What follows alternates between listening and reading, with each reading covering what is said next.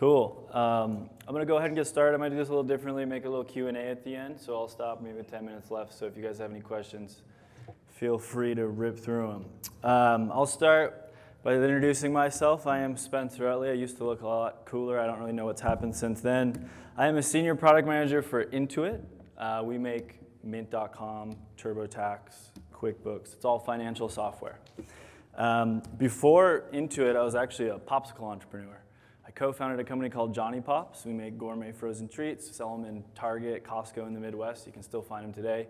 My co-founders still run the company, but while founding it in college, I kind of had an epiphany that maybe my passion was actually technology and not popsicles. So I moved to Silicon Valley, and for the last 5 years, I've been a product manager on QuickBooks. So in the last 2 years, I've led conversational experiences for the QuickBooks ecosystem. So I'll start by explaining a little bit of what QuickBooks is. A lot of you have probably heard of it, but QuickBooks helps small businesses and the self-employed manage their finances so that they can make sense of their taxes, right? So it's a SaaS offering. It's actually been around for about 30 years as a desktop offering, but in 2001 we moved to the World Wide Web, and now it's a SaaS offering that operates around the world. And it really brings in your transactions from your banks and credit cards, helps you make sense of that data so that you can make better decisions to either make more money or more time, and then organizes it all in a way that's compliant so that taxes are a breeze.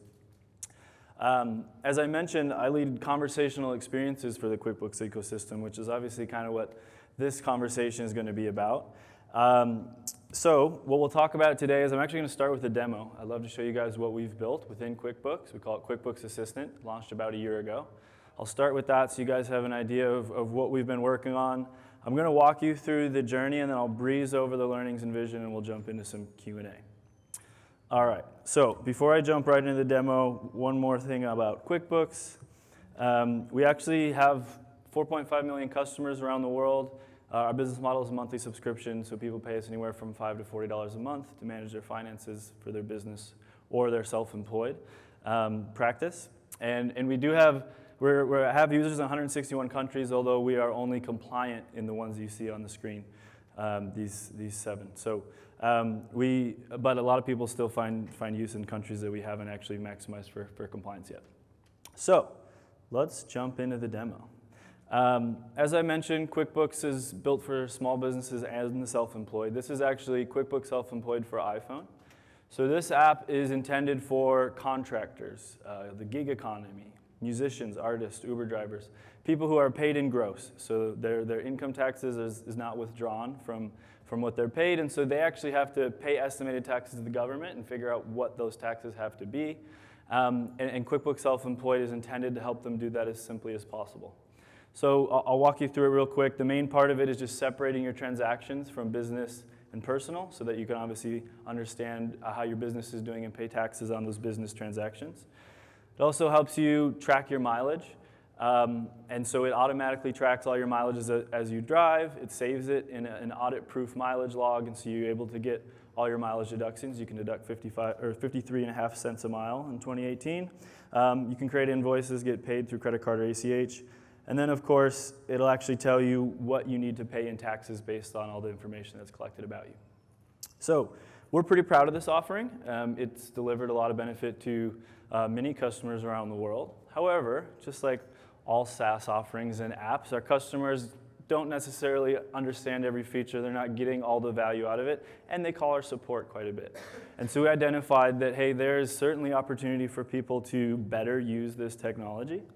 And at the same time, we were seeing, obviously, the emergence of voice, of Conversation UI. My first iPhone was a 4S just because it had Siri. And so we wanted to see how could we take this voice technology, apply it to a software that's fairly complicated in QuickBooks. We obviously try every day to make it as intuitive as possible, but it's a compliant software, and there's a lot of features. And so a lot of our users struggle to navigate our menus and get to where they want to go. And we thought maybe voice could help them do it better.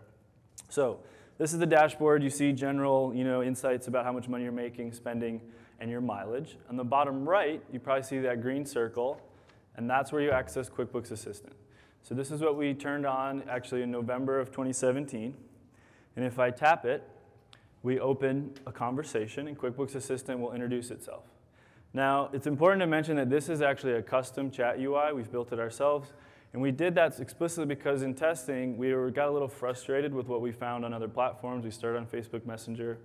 But they were restrictive in the way that we could leverage rich media, especially to represent financial use cases. So in this case, obviously, you've all seen carousels before, and we use a carousel just to show some examples of things users can do in this app, or with QuickBooks Assistant. But if I tap, what do I spend the most on? We'll post it as if the user sent it. And now we respond with a rich horizontal bar chart, which is something that we've built natively into this financially optimized chat UI.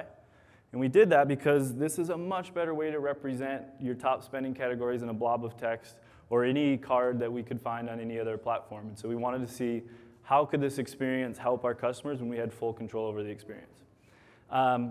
Now, another thing that we've worked really hard on is making it feel conversational. Everybody will talk about that at this conference, about how it's so important to make it feel like a real human conversation. We think a really important part of that is the ability to be contextual, because just like I can ask you guys a follow-up question, a lot of our users will look at this and then they'll say something like, what about gas? And we'll respond with just the amount that you spent on gas and fuel. So you didn't have to repeat, what did I spend on gas, just what about gas. I understood that I was asking for a follow-up category. Now you can see here the date range on the bottom is year to date, January 1st to today. But again, a lot of users will want to ask about a more specific date range, so they'll say, what about the last week in June?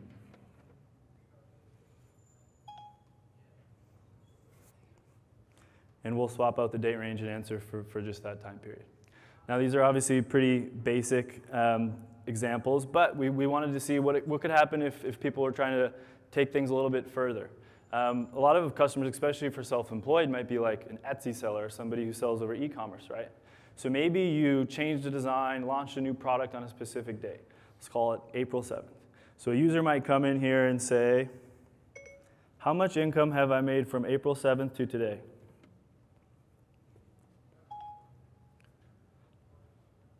And we'll answer. And we can see we give it there, but you can also now just follow up with per month.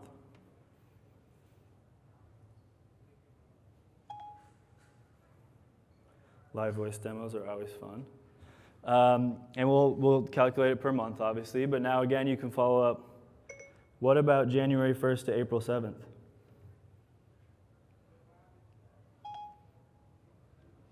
we should change out the date range. And you'll see that I made a lot more after I shipped that website redesign or whatever happened on April 7th. So a good way to contextually see how you're doing on a specific date.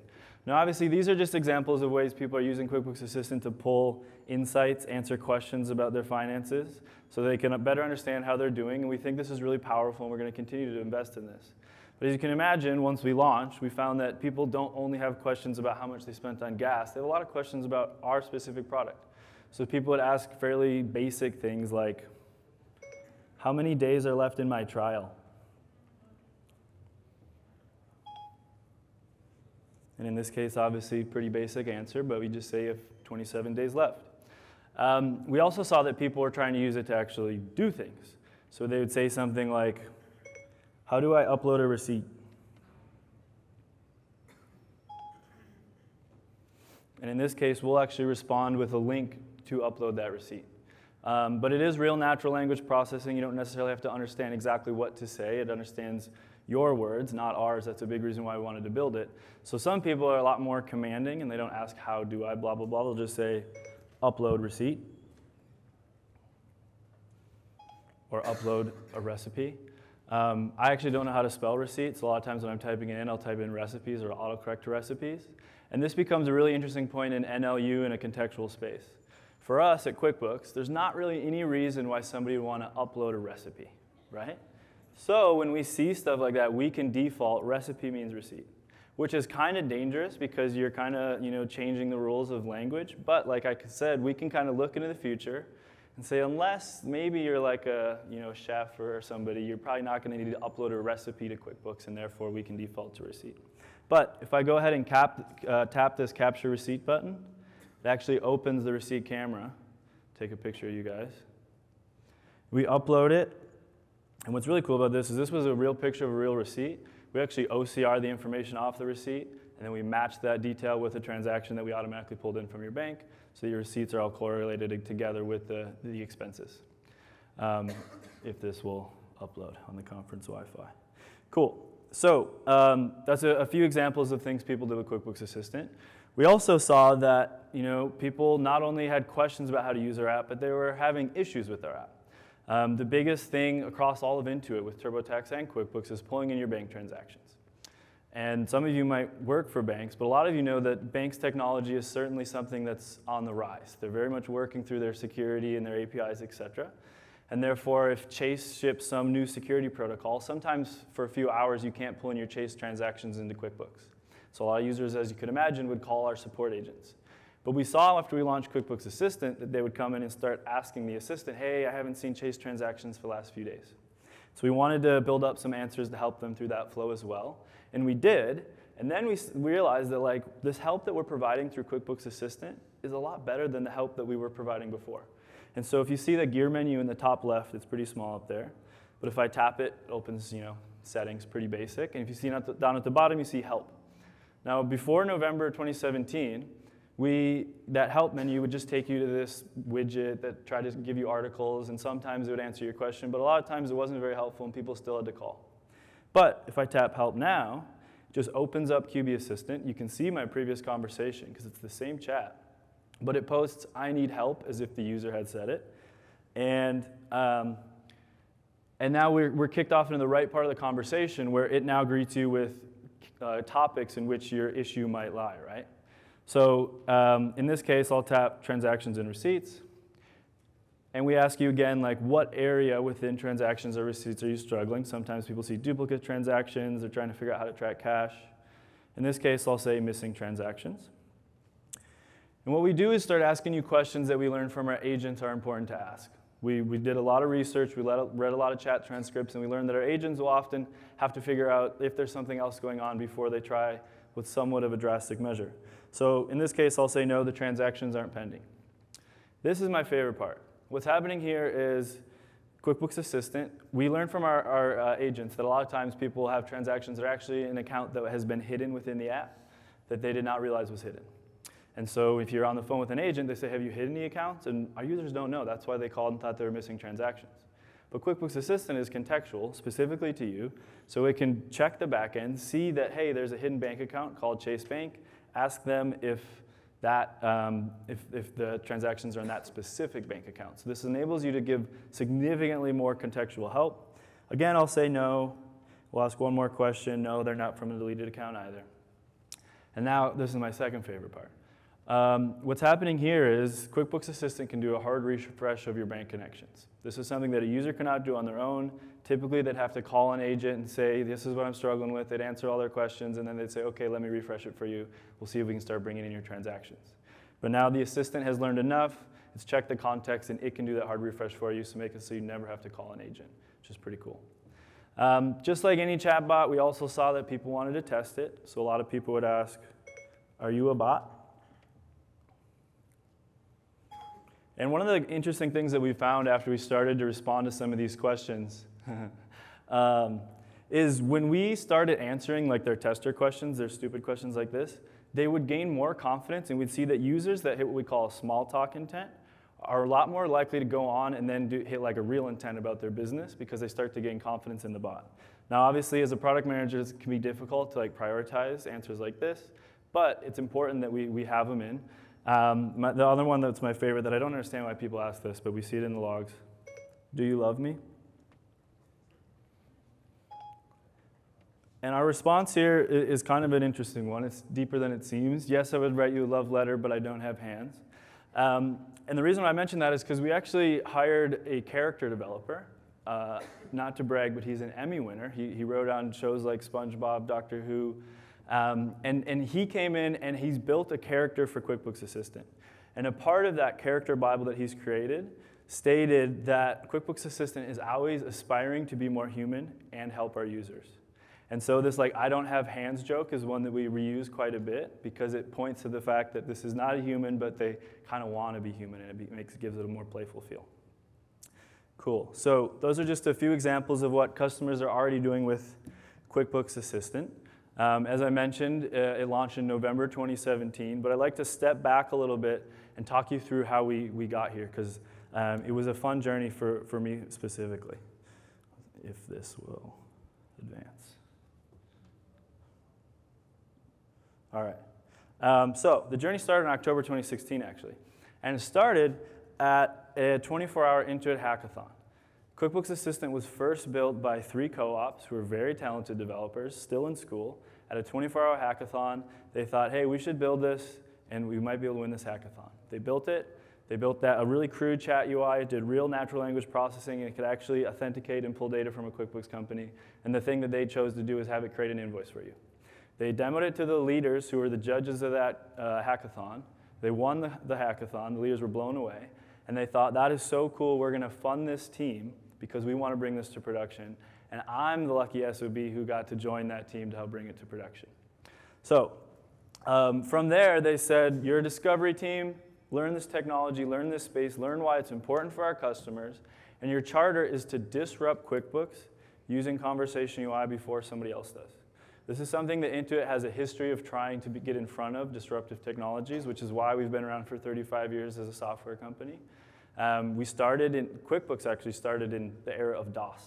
And then we are really proud that we were able to make it the switch to Windows, and then again from Windows to the web. And now we think we're actually moving from web and SAS 1.0 to natural language SAS, which I might get into a little bit later. But one of the things that we realized we needed to do was learn as quickly as possible from our customers as to why this technology that can sometimes come across as fatty, especially with leaders within Intuit back in 2016 and still today. There are still people there that say chatbots are a fad. They're not going to be useful. They're not going to ever replace, a sales agent or a dashboard or anything. And so we knew that we were only going to be able to convince those people if we could talk about real customer behavior. And so we needed to start gaining that behavior, but we didn't necessarily know how to build this technology yet. And so we started by faking a Facebook account. We called it Quincy QuickBooks. And we would invite small business owners and self-employed into its campus. I would give an interview. I'd understand about their business for about 20, 30 minutes. And then I'd lie to them. I'd say, we've built this advanced artificial intelligence. It can answer anything about your finances in the QuickBooks product. We've been working on it for a long time. We're really excited to show it to you today, get your feedback before we finally release it to the world. And they'd sit down on a laptop and start chatting on this Facebook account that we had already pulled up for them. And they'd ask questions about their money, and they'd get answers. And sometimes they'd get rich answers with data visualizations, et cetera. And it felt like a bot. But of course it wasn't a bot. It was an engineer sitting in another room just typing as fast as they could, trying to impersonate a bot. And what we learned from this without writing a single line of code is what our users wanted to focus their attention on with this technology, how they wanted to word their requests. One of the things that was really interesting here is we learned that in QuickBooks, we use words like gross profit, net income, all these things, which are accounting terms, right? And they have specific meanings. But our customers use pseudo-accounting terms. They'll say things like total profit. So we learned even in this test, before we wrote a line of code, that QuickBooks Assistant was going to have to translate from pseudo-accounting phrases to actual accounting phrases, because that's how we communicate within the back end. Ironically enough, and probably not too much of a surprise, a lot of the feedback from these users was, your bot is too slow. And I'd be like, guys, type faster, come on. So we actually went from there. We gained some confidence from the fake Facebook account and decided to continue building on top of what was built at the hackathon. So this is actually what the chat UI looked like when they presented at the hackathon. It's what it still looked like a few months later when we started a study, a user study, where again we brought in 8 small business owners. And this time I actually paid them $250 for a 2-week study because this thing could answer 12 of the million questions they could ask it. And I knew once they got sorry, I can't do that 3 times in a row, they're not going to ask a 4th question, and I wasn't going to get the amount of learnings that I was hoping for. So we paid them for $250. I gave a similar preamble where this is advanced artificial intelligence, can answer anything about your finances or QuickBooks, but sometimes you're going to see, sorry, I can't do that. And when you do, just keep going as if it had answered it appropriately. And then we said, so for the next 2 weeks, whenever you would have gone to QuickBooks Desktop or QuickBooks on your mobile app, go to this standalone app first, which we downloaded on their iPhones, and try and accomplish that thing using your own words. Because we really wanted to see how would they phrase it, what are they trying to do on a daily basis, etc. And then, this is really fun, we piped every message that a user sent to our bot to a Slack channel, as well as how the bot responded, and I became addicted to this thing. I read it on weekends, on Friday nights, my girlfriend hated it, I loved it. I was so fascinated by finally feeling like we had a view into our customer's brain. I felt like for the first time I could see like what our customers are curious about, scared about, what they're trying to focus their attention on, because it's like, although I paid them $250, almost unbiased feedback, because they're not like saying it to you. You're not trying to read their clickstream and infer what they're trying to accomplish. They're just telling you, this is what I'm trying to accomplish. I loved it. And then we would print out all the conversations by user, tape them up on the whiteboard, and we'd walk through as a team and identify like, okay, we did that okay, that was bad, that was really bad, we should have got that one right, we screwed up. This is a micro problem. So you can see a little bit of red there on the side represents a problem, and this was early on, we had a lot of problems. But each one turned into a little micro problem from an NLP perspective that we were going to have to solve. For the longest time, we really struggled to pull out our customers' customer names. So a small business owner, as you can imagine, has a customer list. So in QuickBooks, they'll go in and they'll say, how much does Synergy LLC owe me? And we really struggled to pull out that Synergy LLC entity extraction. A thing we had to work on for a long time, and now we use some fancy string matching and we're able to do it. From this study, we kind of gained enough confidence to feel like we could actually bring this thing to production. So we went to our leaders and said exactly that, and by June 2017, we had turned on our first production experiment. Now at this point, the UI had got cleaned up. We did some architectural strengthening so it could scale a little bit better, security clearance, all that kind of stuff, and add quite a few more capabilities. But it was still really pedantic, especially from a product manager's perspective. I was embarrassed to turn this on because there were so many things that we should have been able to answer that we couldn't, and I knew it. But I knew that we also needed to start learning a lot faster than what we were, and as soon as we turned it on in production, we would do exactly that. So we turned it on for 100 customers on a Friday. Things trickled in over the weekend, and on Monday we turned it on for 1,000 customers. And then stuff really started to come in. And then we just sat at 1,000 customers for 2 weeks. As a team, we just war roomed and iterated on everything they said as fast as we could, because we knew that then for the next 1,000 customers, they'd get a slightly better experience because we reacted to everything the first 1,000 had said. And we did that 6 times. We turned on for 1,000 customers, iterate for 2 weeks, 1,000 customers, iterate for 2 weeks. The bot got so much better in this 12-week span. And by the 6th time, we're feeling like we're starting to get some pretty good conversations. Customers are really getting value out of this. And we're starting to see a little bit of diminishing returns in terms of our ability to iterate over 2 weeks. So maybe adding a 7,000 wouldn't help all that much. And so we started to point our attention towards a full general availability launch. In November 2017, we launched to all our US base in QuickBooks Self-Employed mobile app, which is about 250,000 users in the US. And again, like a lot better at this point than June, but still I felt embarrassed. Like, this is so early for us to launch. And it was a big marketing hoo-ha, big presentation. But it was so important that we launched at this time because, as I said earlier, like our learnings accelerated 100x once we went to production. And you're forced to solve for scale. When we were back at 100 customers or 8 customers, everything was so manual. I would read everything that came into the bot, we'd talk about it as a team and try and figure out how we're going to solve it. When you have hundreds of thousands of messages coming in every day, obviously you can't do that. So you develop better processes and better tooling to support yourself. And then between November and April, a big part of what we did was localize. So QuickBooks Assistant is live in 7 countries today: the US, Canada, UK, Australia, Hong Kong, Singapore, and South Africa. It is an English-only bot right now. We're working on our multilingual capabilities.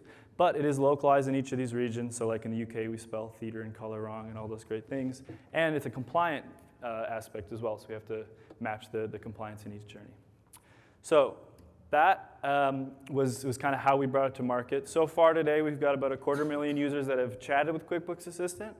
They've had over 600K questions answered, which we're quite excited about. And then the surprise that we had was that actually 20,000 messages out of like the million total that have been sent to QuickBooks Assistant have been feedback messages to the product team. And we've obviously had feedback mechanisms for a long time, trying to learn from our customers what features do you want next, et cetera. But we've never gotten feedback like we have through QuickBooks Assistant. It's way more pointed, it's specific, and we're able to leverage it so much faster. So that's been a big surprise for us. And then we talked about earlier, you heard on some of the main stages, that the ability for this to be instant and feel really human-like is really important. So we put a lot of emphasis on our engineering rigor to keep that response time down, which wasn't great today because of the Wi-Fi, but we're really impressed with how fast it is. I'm going to breeze through 3 key learnings. I touched on a few of them so far. The first is define a compelling from-to. I talked about how the naysayers at Intuit in 2016, and still today, but one of the things that they can't refute is when you can show them a from-to. This is what the experience is like today, and this is what it could be. And then I touched on why it's important to launch way too early, and I'll walk you through one little game that we like to play as a team.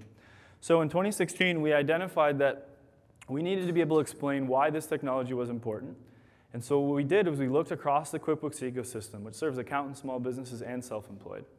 And we picked out like 3 flows, tasks that people would be trying to complete that were kind of ugly in our product at this time. And these are the 3 examples we came up with. Editing your logo on an invoice in QuickBooks took 26 clicks.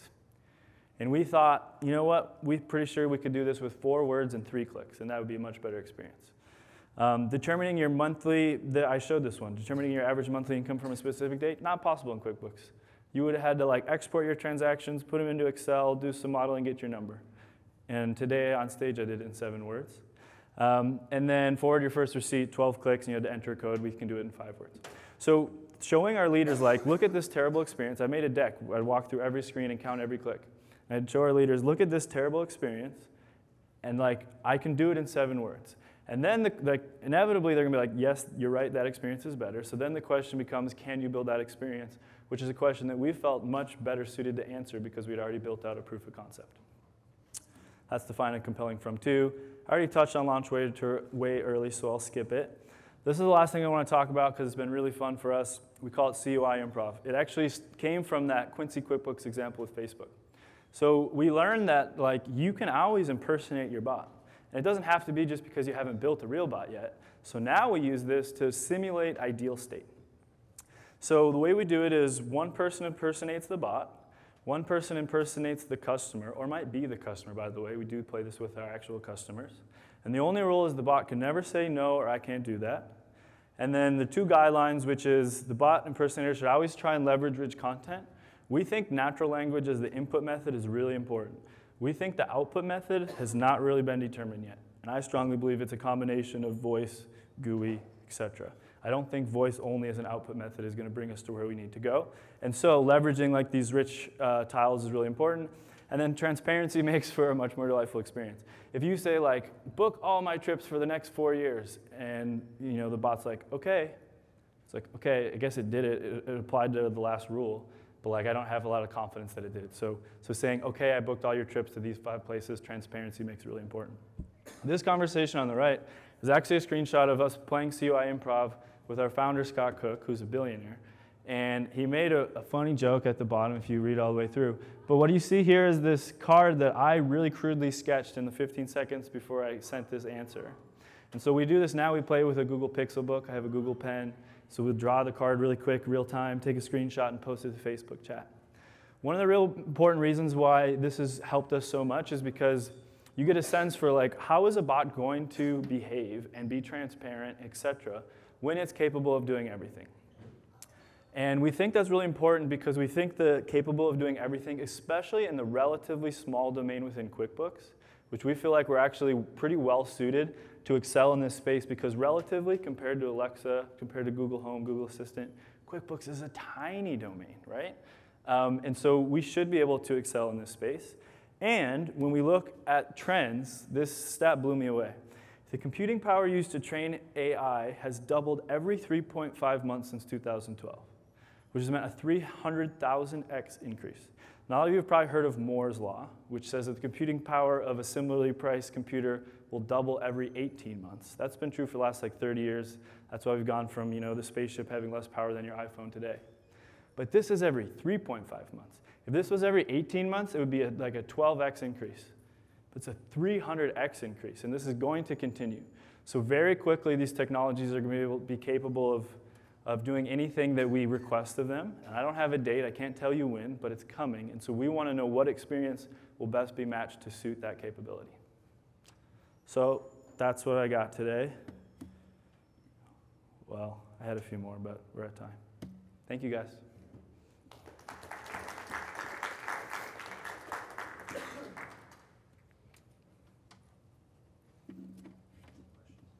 No, I think we're done. You guys can ask questions if you want. Anybody have any questions? Yeah? Okay, you got to give you the mic.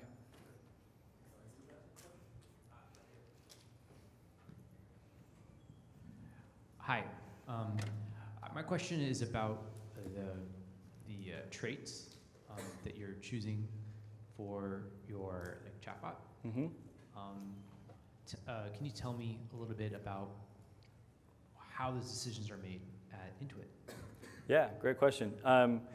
So we fortunately, when we first started, had that charter of disrupt QuickBooks using Conversational UI, like got a lot of carte blanche, like go play around and figure this stuff out. So we didn't really have any responsibility or accountability, which was awesome. At that point, we looked at just a lot of data within our product and anticipated that people would likely try and do the same things with QuickBooks Assistant as they did with our mobile apps. Since we launched, our backlog is just our fallback messages, basically. We have a few processes in which we correlate and bring together all our fallback messages, every message that a customer says to the bot that it doesn't understand.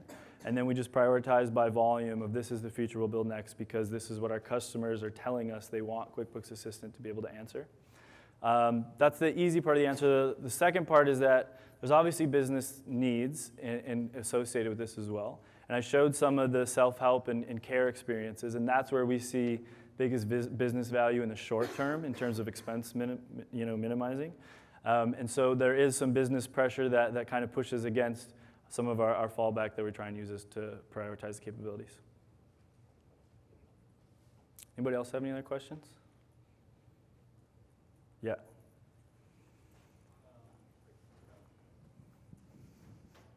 I was just curious if there was, if you thought about having an accountant's version of the QuickBooks. So if you're an accountant and you have clients, let's say 20 clients, they all have their QuickBooks, and you manage that for them, they just give you their password or however you do it to help in the tax preparation process? Yeah, so we do have what's called QuickBooks Online Accountant, and I think it's exactly what you're talking about. It's a platform for accountants to log in who serve many clients who use QuickBooks Online. That's actually what I worked on my first 3 years at Intuit.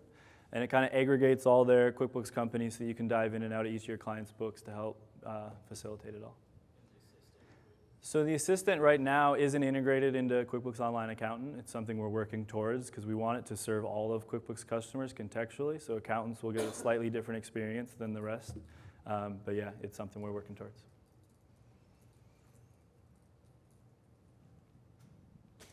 So since there is a lot of financial data related to Intuit, and so how do you deal with, like, were there any security concerns with the users that, I would not, like, if you're interacting with the system with a voice, you might not want to, say it aloud. So how did you deal with that, or what were the major concerns with the users? Yeah, it's a huge thing for us, and a lot of people still ask a lot of questions about it, and we're still working through it. A few answers, though. For one, you can type and speak to QuickBooks Assistant. Speaking is great at a voice conference and good on stage, but to be honest, the data says that most of our customers type as opposed to speak. And I think a big part of that is because of the nature of what they're talking about. Like, you don't really want to be around your employees and be like, how much did we make last month? And like, and you only pay me what? So like the sanctity of silence is quite important for us, and so we strongly believe that. From a security perspective, like, Intuit has huge security teams. They're very stringent, real kind of pain in my ass, to be honest, but for the right reasons. And so yeah, we went through a ton of security reviews. One of the biggest things for us is they were like, well, people could send you their social security number. And I was like, that's ridiculous. We'll never ask for a security number. Like, yeah, but people could still send it to you. And so that point, that the fact that we could collect social security numbers, bank account numbers, et cetera, meant that we have to have a whole nother level of security that I was hoping we wouldn't have to have. But we figured it out. We got it cleared, and we're ready to go. But yeah, it's a continuing issue for us. It's just really important at Intuit to make sure that we're really responsible data stewards. Awesome. Thank you, guys.